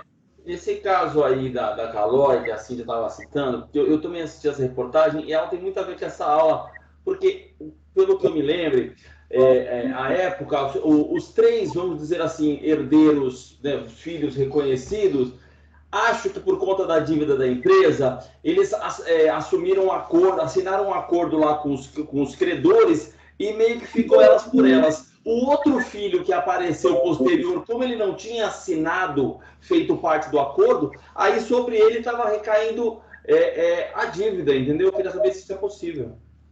Neste caso, Léo, eu não vi esse caso na mídia, mas da forma que vocês estão falando, neste caso não cabe a execução em cima desse devedor, vamos colocar aí, vai desse filho bastardo, porque esse filho bastardo não foi levado, a não ser que tenha sido levado a conhecimento dele, a conhecimento do juiz que tinha um filho bastardo e que o quinhão dele ficou reservado ali no processo, para que ele aparecesse. Porque se ele não apareceu em nenhum momento no inventário, ele não responde por essa dívida. Quem vai responder é quem recebeu o quinhão. Beleza, obrigado. Valeu. Eu vou até procurar saber depois disso aí direitinho. Eu queria tirar dúvidas, mas não está pegando. Será que dúvida que é? Meu áudio está falhando. Foi isso mesmo que o Léo falou, professor. Eu acompanhei, mas já faz um tempo, aí eu esqueci. Mas foi mais ou menos isso. Eles estavam cobrando injustamente, a dívida caiu sobre o filho que nem era reconhecido, acho que não recebeu nada o filho, ou se foi reconhecido, ele acabou sendo prejudicado de todas as formas. Mas aí ele pode alegar que ele não recebeu nenhum quinhão, aí é muito fácil de provar, viu, Cíntia? Eu vou dar um exemplo prático, então, aqui para a gente compreender isso de vez. Eu, você e o Leonardo somos filhos. O Giovano, ele também é filho, só que não é reconhecido. O nosso pai e nossa mãe faleceram e deixou bens para nós. Só que os bens que eles deixaram para nós, nós dividimos. Porém, existe uma grande fatia no mercado, alguns credores dos nossos pais. eles descobrem, então, que nós temos os bens e deveriam, então, cobrar de nós, herdeiros, esses valores, porque foi homologada a partilha ali e está tudo certo. Porém, entrou o Giovano. O que o Giovano tem a ver com isso? Ele não recebeu nada desses bens. Então, pelo que eu estou entendendo, nesta homologação, que não deixa de ser uma execução, e nós já falamos sobre ela semana passada, não deixa de ser uma execução incomum, que é aquela que você faz a partilha, que você faz a homologação do inventário, este bem, então, ele fica para mim, para você e para o Leonardo. O nosso querido coitado Giovano não tem nenhuma negação, então ele consegue. É injusto, foi injusto, é por aí mesmo. Tá bom? Mas, olha, muito bom mesmo essas discussões nossas. Professor? Pode falar. Ô, Léo, você mandou aqui, depois eu vou ver, tá? Eu até salvei aqui já o link para depois eu ver. Professor? Pode falar. Agora o Márcio está pegando. Então, tirar uma dúvida. Onde eu trabalho, no escritório de trabalho, apareceu um processo que é assim. O cara, ele tinha uma ação trabalhista que ele tinha uns pagamentos para receber da onde ele trabalhou e que estavam devendo ele estava esperando uma ação. Quando ele estava esperando essa ação, ele foi casado com a primeira mulher. Essa primeira mulher teve 4 filhos com ele. Depois disso, ele separou dessa mulher e a equação rolando ainda. Ele separou dela e casou com uma outra mulher. Essa outra mulher já tinha uma filha. No caso, ela era enteada dele. O que aconteceu? Ele faleceu. Como ele faleceu e essa ação saiu só depois que ele faleceu, no caso, a mulher dele atual ela tinha... Como pode ser? Esqueci o nome. Deu falha. Então, eu sei que a ex-mulher dele faleceu, a que tinha direito faleceu, sobrou os quatro filhos para receber, e aí a esposa do cara atual, ela faleceu também, ou seja, aí a enteada queria entrar com uma ação, querendo também entrar na ação como herdeira, sendo que ela era enteada. Como que funciona esse processo? Ela tem direito? Nossa, ô Ingrid, putz, você falou tanto de filho, de pai, de mãe aí, aí seria uma ação não seria nem a execução aqui, aí seria uma ação, ai meu Deus do céu, como é que chama mesmo? Trabalhista? Não, ela teria direito, seria a sucessão, teria que ver, se você está falando em ação trabalhista, teria que chamar todos os herdeiros para o polo da ação, para discutir os valores, para provar que é herdeiro, que é viúvo, que é viúva. Ai, cara, eu teria que sentar com você, teria que me dar o nome das pessoas, que é muito grande que você me falou aí. Foi a maior confusão. E aí a gente ficou debatendo isso lá dentro e ninguém sabia, a gente nunca entrou em um acordo. Não, bem confusa. Eu sei o que fazer. Se você me der todos os pontos, eu consigo encontrar um denominador, mas não é aqui nessa aula. Aí eu peço para você, se você quiser me chamar no privado, aí você passa o caso na íntegra, eu posso analisar e te dar algum posicionamento, mas aqui assim eu não consigo, até porque não é da nossa aula de execução aqui. Tá bom, então. Valeu? Obrigada. Teria que saber. Então, aí Maria Aparecida, já aparece esse regime de casamento? Não, esquece isso aí, pelo amor de Deus, vamos vazar desses assuntos aí, porque vai fugir da aula aqui, a gente vai perder o foco da nossa aula. Então, retomando aqui a nossa execução, isso tudo se deu por conta desse raio da liquidação de sentença. Mas vamos voltar aqui. Além da liquidação de sentença, da forma que nós falamos aqui atrás, da parte líquida e da parte líquida, nós temos a liquidação de sentença por arbitramento. Este arbitramento, ele se dá por 3 motivos, está aqui, por 3 formas, por determinação na sentença, convencionada pelas partes e exigido pela própria natureza do objeto. Ou seja, sentença, o juiz arbitra. O que ele arbitra? Ele diz o seguinte, paga-se, todos vocês serão, então, condôminos, está arbitrado, cada um tem 50% do imóvel, são condôminos, ninguém pode vender, ninguém pode fazer, ninguém pode desfazer do bem. Este, então, é um arbitramento. Depois eu tenho as partes convencionam, excelência, deixa que a gente se resolve, está tudo certo. E depois, quando o próprio objeto da liquidação, ele oferece para você esse arbitramento. Ou seja, não tem como eu dividir um cavalo. Ele é um bem infungível, ele é um bem que eu não consigo, indivisível, eu não consigo, não é infungível, indivisível. Então, esse objeto não serve para eu dividir. Então, neste caso, é por arbitramento. E qual é a finalidade? Está aí, ó, de apurar o valor de um bem ou de um serviço e, se necessário, enumerar o perito. Então, veja, como é que eu vou fazer o seguinte? Como eu vou saber que vale um cavalo? Quanto vale um cavalo? Nomeia-se um perito para poder fazer o café. Daqui a pouco a gente já vai embora, Kleber. Não, segura aí. Daqui 30 minutos a gente acaba, pelo amor de Deus, eu gosto de ir direto. Se quiser tomar café, toma aí. Se estava tomando lanche até agora aí, seu cururu. Olha só. Então, veja, eu tenho aí um cavalo, manga larga. Eu preciso saber qual é o valor dele. Então, o juiz ele vai arbitrar, determinar que um perito vá lá e faça uma avaliação naquele bem, naquela coisa, ou naquele produto, para que possa, então, estabelecer. Quando não as partes já estabeleceram, se as partes não tiverem estabelecido antes, se as partes não estabelecerem isso antes nem a sentença, é por arbitramento. A finalidade é essa, é de eu provar de maneira mais objetiva de que aquele bem, ele necessita, de certa forma, de um detalhamento a mais para poder ser liquidado, para poder dar o direito àquela outra pessoa.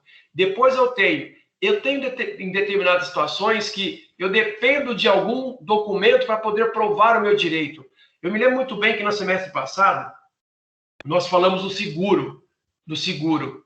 E ali eu tenho um contrato que ele é um contrato que ele não garante, ele não é um contrato, ele é um contrato de obrigações, evidentemente, mas ele vai garantir um prêmio. Então, às vezes, eu preciso da apólice de seguro para poder, então, comprovar o quanto eu tenho de direito. Então, o juiz vai arbitrar que a parte ou que as partes entreguem esse documento para que eu possa, então, estabelecer, liquidar a decisão, porque sem ele eu não consigo sentenciar. Então, entrega-se esse documento. E se houver o caso, como está aí no quadro, o juiz vai nomear um perito para fazer, então, a análise da coisa, a análise do objeto, a análise do contrato, para saber se esse contrato é verídico, se ele não é verídico. Entenderam o por arbitramento?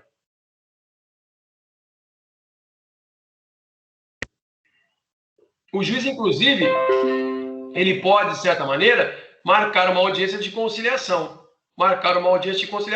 E quando houver um perito, as partes podem, inclusive, indicar um perito assistente. E se ele indicar esse perito assistente, está tudo certinho. Então, esta forma trazida nessa espécie de arbitramento é assim que funciona.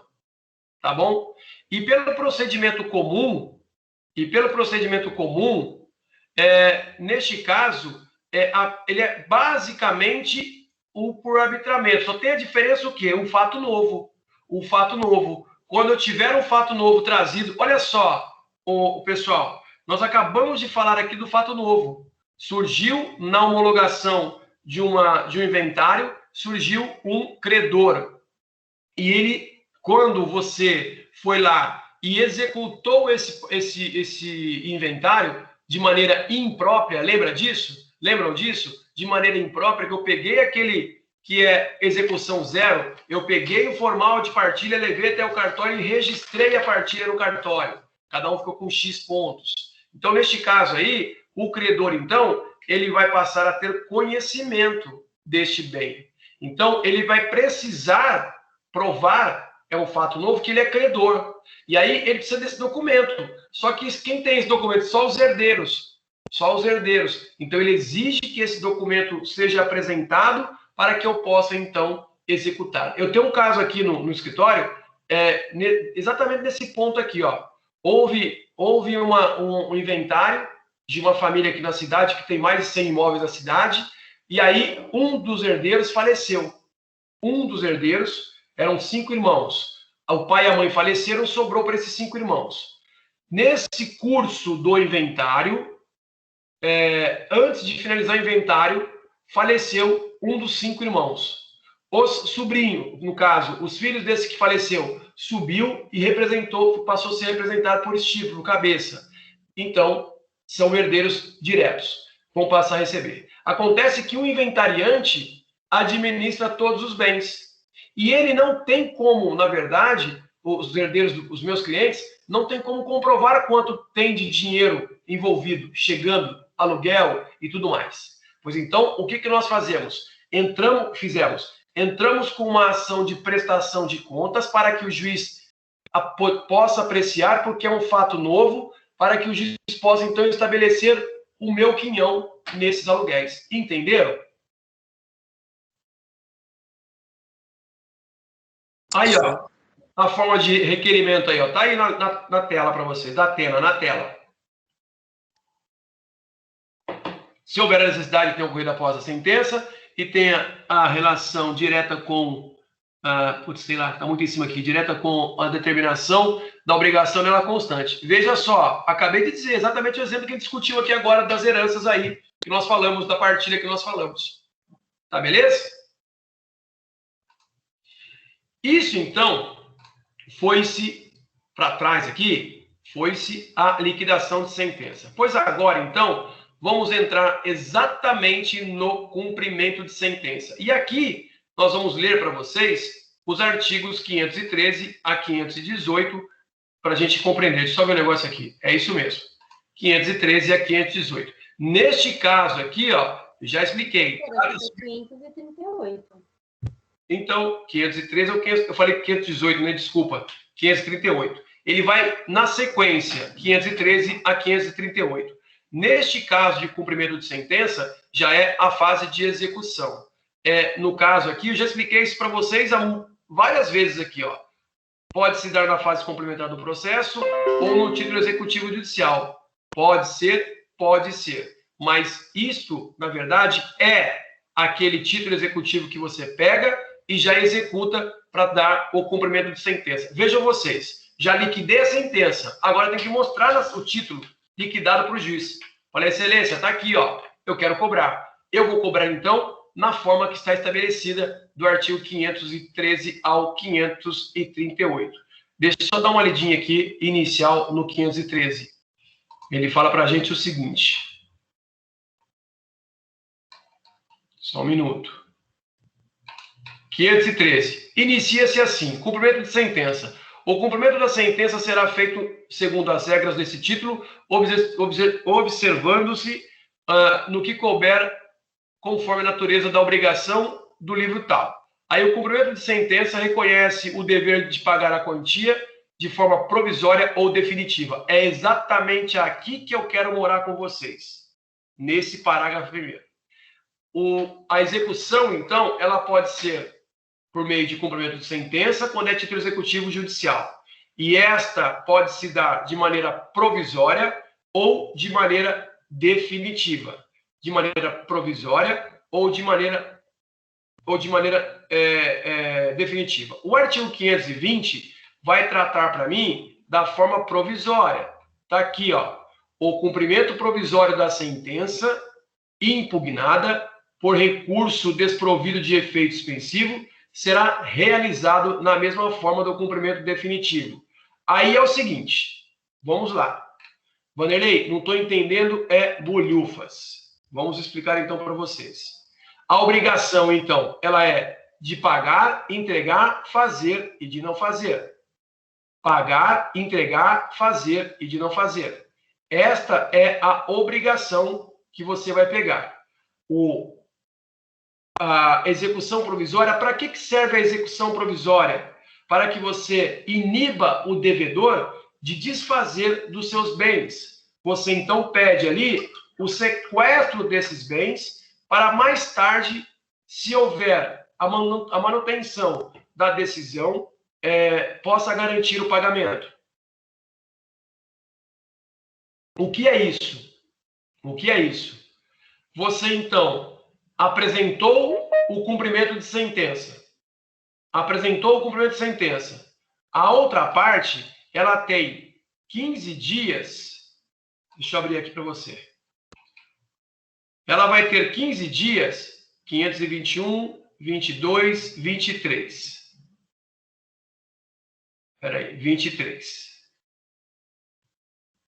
Deixa eu só pegar aqui o parágrafo 24. Aqui, ó. Artigo 523. No caso de condenação em quantia certa, o juiz já fixada em liquidação, e no caso de decisão sobre parcela incontroversa, significa dizer que esta decisão na liquidação de sentença já de título líquido, o cumprimento definitivo da sentença far-se-á requerimento do exequente, sendo o executado intimado para, no prazo de 15 dias, apresentar, do 15 dias corridos, né, intimado para pagar o débito no prazo de 15 dias, mais as custas processuais. Beleza? Então, entrei com o cumprimento de sentença, eu intimo você para pagar a ação, para pagar desculpa, professor, discreta não. Para pagar, então, a dívida. Em 15 dias. Se você não pagou os 15 dias, nos 15 dias, você pagará a multa na forma do artigo parágrafo 1º do artigo 523, e depois você... Cadê? E depois você, então, pode, passado esses 15 dias, na forma do artigo 525, ele diz o seguinte: transcorrido o prazo previsto no artigo 523, sem o pagamento voluntário, inicia-se o prazo de 15 dias para que o executado possa, então, apresentar, na verdade, a sua impugnação. Vamos voltar, então, aqui. Execução provisória. Cadê? Execução provisória, artigo 520. Voltou. Artigo 520. Execução definitiva, artigo 520 e seguintes. 521, 2, 3 e seguintes. Este tipo de execução provisória, ele serve para garantir uma futura execução, no sentido de não se livrar da dívida, mas, se eu for executar definitivamente, eu vou intimar o devedor para pagar voluntariamente dentro de 15 dias. Não pagou em 15 dias, este devedor terá mais 15 dias para apresentar a tal da impugnação. A impugnação é a defesa do cumprimento de sentença. No entanto, esta impugnação, ela tem que vir com os seguintes requisitos. Artigo 525, parágrafo 1º. Tem que ser por falta ou nulidade de citação, inciso 1º, por ilegitimidade de parte, por inexigibilidade do título de crédito ou da obrigação, do título da obrigação, penhora incorreta ou avaliação errônea, excesso de execução ou cumulação indevida de execuções, incompetência do juízo e qualquer causa modificativa ou extintiva da obrigação, como pagamento, novação, compensação, transação. Então, veja, eu posso defender o meu cumprimento de sentença, meus bens, eu posso. Excelência, sou parte legítima. Excelência, eu devo 1.000, estão me cobrando 50.000. Excelência, todo o ato até aqui foi nulo, porque eu não fui citado. Então, eu preciso mencionar sempre isto. Eu preciso impugnar isto. Se mesmo eu impugnando isto, aí no caso eu já tenho 30 dias. Mesmo eu impugnando e depois tem ali uma decisão desfavorável a mim, aí eu recorro. Entenderam, gente?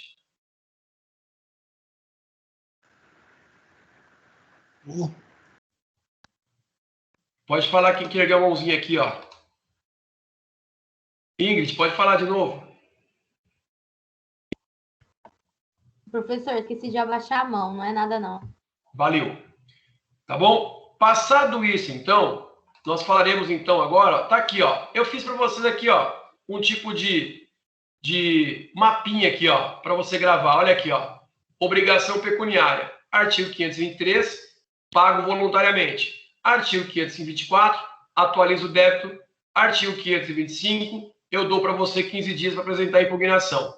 Artigo 525 e parágrafos, se você não pagar em 15 dias, você então terá 15 dias, desculpa, voltando aqui, é isso mesmo. Se você não pagar no 523 em 15 dias, o 525 diz que você pode apresentar a impugnação em 15 dias. Você então precisa mencionar os casos previstos nos parágrafos, no parágrafo 1º do artigo 525, que é a falta de legitimidade, a falta de nulidade, a ilegitimidade, a impiorabilidade, a nulidade, a citação, o excesso, a acumulação indevida e por aí vai. Então, chegando nesse contexto, eu tenho o artigo 526, que diz o seguinte, que você então pode, de certa forma, ser intimado no 526 para pagar novamente. Olha aqui, ó, o 526. 526. É lícito ao réu, antes de ser intimado para o cumprimento da sentença, comparecer ao juízo e oferecer o pagamento e o valor que entender devido. Então, este é quando eu passei por tudo isso e descobri que eu estou devendo mesmo.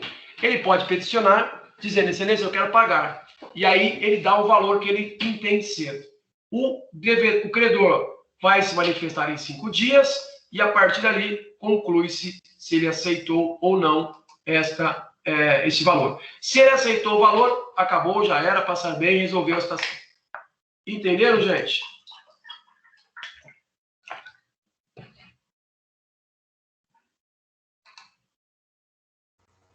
Sim.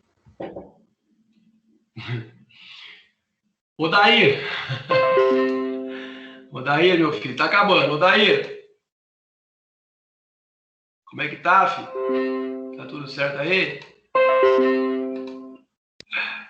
Beleza. Aqui já é um pouco diferente. É o cumprimento de execução, cumprimento de sentença por meio da execução especial. Execução especial. Nós falamos da forma de execução incomum, nós falamos da ou imprópria, falamos da própria ou comum, que é o cumprimento normal da execução, e agora vamos falar da execução pelo cumprimento de sentença na forma especial, que seria sobre os alimentos. Eu vou começar por aqui, ó. Primeiro ponto, ó, existem 2 formas de você cobrar os alimentos. 2 formas. Os alimentos é sob pena de prisão e sob pena de penhora, como todo mundo sabe. Mas, agora o CPC ele trouxe para mim que eu preciso esperar 3 alimentos atrasados para que eu possa, então, cobrar desse cidadão. 3 alimentos atrasados para que eu possa entrar com ação de cumprimento de sentença sob pena de prisão. Se, porventura, eu tiver mais crédito para receber, os valores até 3 sob pena de prisão. Daqui para frente, vai ser tudo sob pena de prisão. Mas se eu devo 10 meses para você de parcelas de alimentos, eu só pego as 3 últimas e fico devendo 7. Essas 7 é sob pena de penhora e essas 3 sob pena de prisão. Daqui para frente, 3, 4, 5, 6, 7, é tudo sob pena de prisão. Daqui para trás, são aquelas 7 que eu estou devendo sob pena de penhora. Este artigo, esses artigos, eles estabelecem para a gente a forma, no cumprimento de sentença que condene ao pagamento de prestação alimentícia, ou decisão interlocutória que fixa alimentos, ou juiz a requerimento do exequente. Ó, por que decisão interlocutória? O juiz pode aqui, já no despacho, no pedido liminar, ele pode já dar uma decisão condenando ao pagamentos provisórios. Então, aqui eu já posso também cobrar. Então, mandará intimar executado na pessoa, pessoalmente, para que em 3 dias quite o débito ou justifique. Está aqui, ó. Parágrafo 3º. Se o executado não pagar, será tal. prisão não, tá aqui para baixo, em algum lugar aqui, espera aí. Aqui, ó, parágrafo 7. O débito alimentar que autoriza a prisão civil do alimentante e o que compreende em 3 prestações anteriores ao ajuizamento. 3 anteriores ao ajuizamento. Olha só o parágrafo 8º. O exequente pode optar por promover o cumprimento de sentença dessa decisão, ou decisão desde logo, nos termos do disposto do parágrafo sob pena de prisão, recaindo a penhora em dinheiro, a concessão, efeito tal. Então, veja, o parágrafo 7º fala sobre pena de prisão. 3 prestações. O parágrafo 8º fala sobre pena de penhora. Todas as demais prestações. O parágrafo 3º do 528, ele fala para mim o seguinte: se você não pagar, poderá ficar preso até 3 meses. E se você vai ficar preso, e se você não pagar nada e sair ileso dessa prisão, ficar preso 3 meses, eu posso, artigo 529, eu posso protocolar o seu nome. Não, desculpa, não é aqui não. Aqui é outra coisa. Eu posso, então, negativar o seu nome. Negativar o seu nome. Cadê? Ultrapasse 30 dias.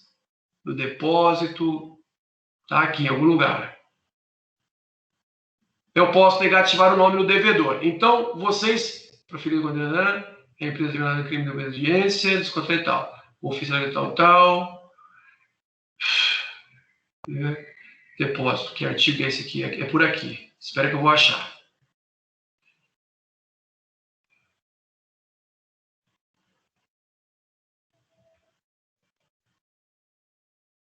É o 529. 800. Peraí. Parágrafo 2º, professor. O ofício conterá o nome e o número de inscrição no cadastro de pessoas suspeitas, imputadas, importantes com causa, coisas. É isso aí mesmo, é isso aí. É que eu estou vendo, mas não estou vendo nada. Então, neste caso, nós temos essa previsão, esses requisitos a seguir como forma de pagar. E veja, esse tipo de cumprimento de sentença, ele é um tipo de cumprimento de sentença na modalidade especial. Vamos voltar aqui. Vocês estão entendendo aí? Aqui não precisa. Aqui tudo bem. Quando você reconhece o título, obrigação de dar a coisa certa, já foi tratado no 530. Vamos ver o 538. Parágrafo 1º, 2º e 3º. Parágrafo 2º. Não cumprida a obrigação de entregar a coisa no prazo estabelecido na sentença, será expedido mandado de busca e apreensão e a emissão na posse em favor do credor, conforme tratar tal. Parágrafo 1º. A existência das benfeitorias devem aguardar e aí fica retido. Então, tudo isso fica a favor do devedor. Tudo bem, gente? Essa parte final não precisa muito discutir, não. É tudo no cumprimento de sentença.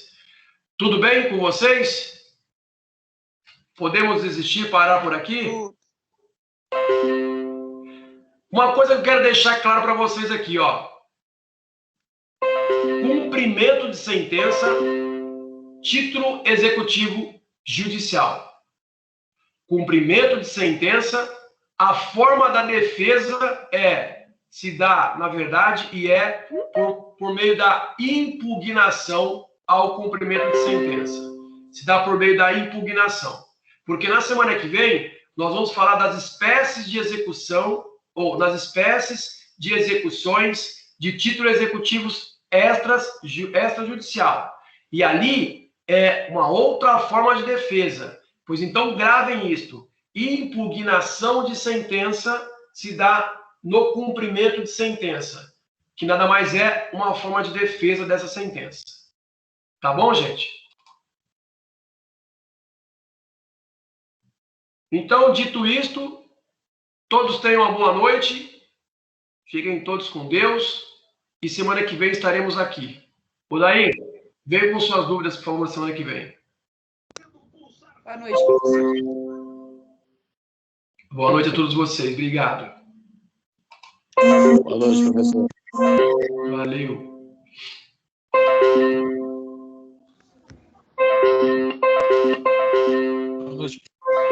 Boa noite.